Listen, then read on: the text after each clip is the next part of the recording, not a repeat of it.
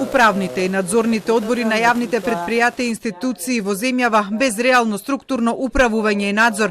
Далеко од очите на јавноста на овие тела во околу 423 јавни предпријатија во државата, односно на околу 6000 лица ангажирани во управните и надзорните одбори, како надокнада за нивниот ангажман се одлеваат околу 2 милиони евра годишно буџетски пари.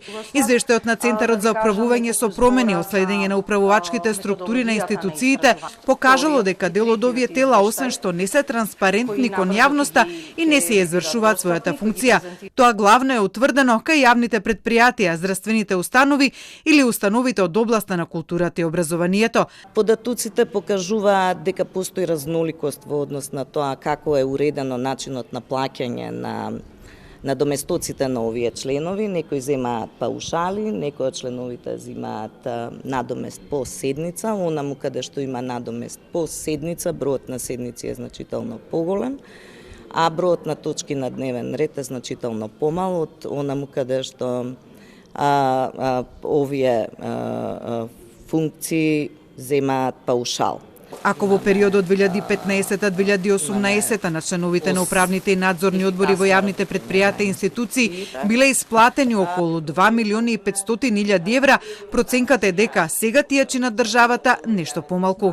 Сега овие трошоци, нашата естимација е дека околу 1 милион и 900, велам ова е естимација по бројот на членови и по она што го гледаме колкави се надоместуците од оние кои што ни ги дале податоците.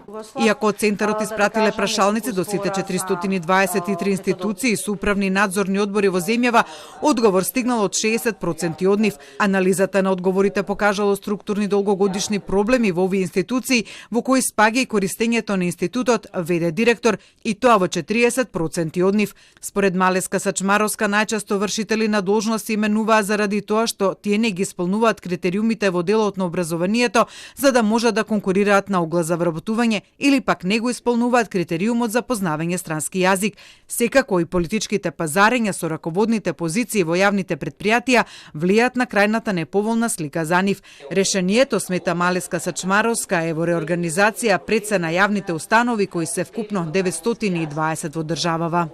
Мора да се направи ревизија по сектори, мора да се воспостави мерит постапка за селекција на директорите, веќе долго време зборуваме за Законот за висока раководна служба, така што ќе биде навистина, вака кога ќе ја погледнете структурата и во однос на финансиите и управувањето, ќе разбереме дека стварно нешто мораме да правиме во подобрување на функционирањето на институциите.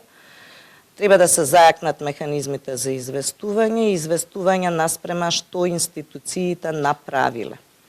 Инаку во земјава, како што покажало истражувањето, има јавни предпријатија кои имаат помалку вработени од членови на нивните управни и надзорни одбори, други имаат повеќе вработени од лица кон кои даваат услуги и вршат наплата за нив, но институции каде директорите имаат помали плати од вработените.